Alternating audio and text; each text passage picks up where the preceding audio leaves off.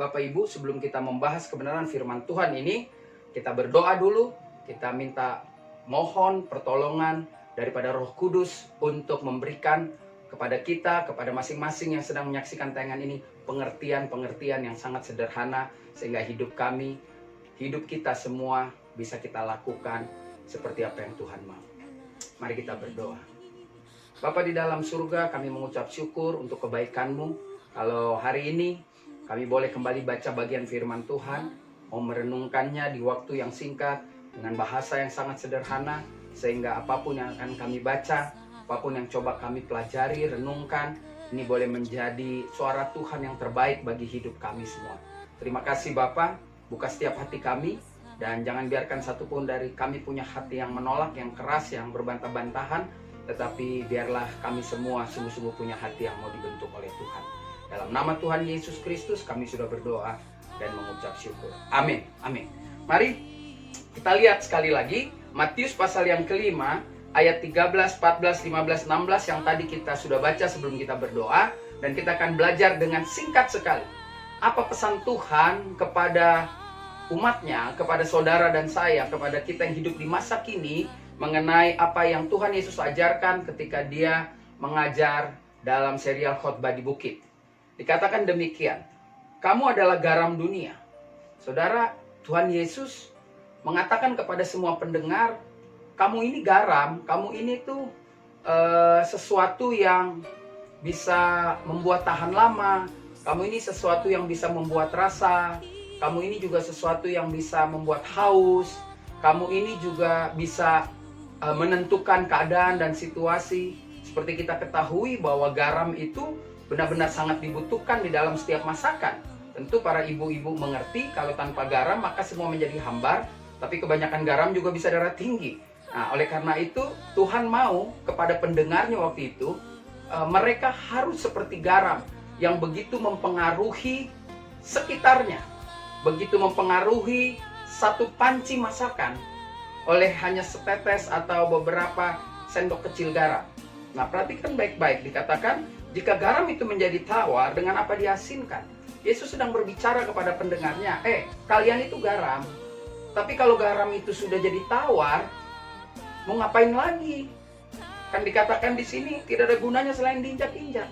Jadi hari ini Tuhan Yesus mengingatkan kepada saudara dan saya. Saudara dan saya adalah garam. Kita hidup di zaman sekarang, zaman yang sangat modern ini.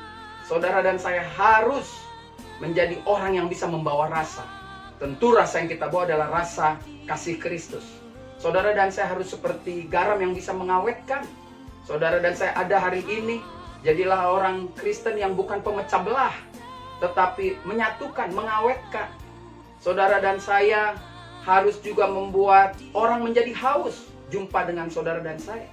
Karena kalau saudara makan snack lalu ada garamnya, saudara mulai mengunyah, maka saudara akan jadi haus. Oleh karena itu, hari ini di waktu yang singkat, kita merenungkan firman Tuhan. Pesan Tuhan Yesus kepada saudara dan saya, jadilah garam. Apapun yang sedang terjadi di bangsa ini hari-hari ini, saudara harus tetap jadi garam. Jangan jadi tawar. Jangan sama dengan dunia yang memproduksi berita-berita yang melemahkan. Tetapi jadilah garam yang memproduksi berita-berita yang membuat orang menjadi kuat, bahwa berjalan bersama Kristus, kita cakap menanggung semua perkara-perkara dunia ini. Yang kedua, Tuhan Yesus katakan begini, kamu adalah terang dunia. Lalu dikatakan, tidak mungkin orang menyalakan pelita, menaruh di bawah, tetapi dia pasti taruh di kaki dia. Supaya apa? Supaya ruangan itu menjadi terang. Ini sederhana, saudara. Kita tafsirkan firman Tuhan sederhana sekali. Saudara dan saya harusnya hidup Kristus dirasakan oleh setiap orang yang melihat.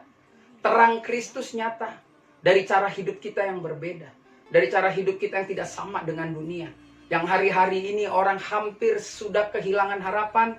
Saudara dan saya harusnya menjadi orang yang memberikan pengharapan. Kenapa? Karena ada terang Kristus yang hidup di dalam hidup saudara dan saya. Sehingga Tuhan Yesus menutupnya di ayat 16, demikianlah hendaknya terangmu bercahaya di depan orang supaya melihat perbuatanmu yang baik memuliakan Bapamu yang di surga. Tugas saudara dan saya adalah menyenangkan hati Bapa di surga lewat cara hidup kita yang menjadi berkat bagi banyak orang. Saudara, di waktu yang singkat ini Kita belajar apa yang Tuhan Yesus nyatakan waktu dia mengajar di bukit.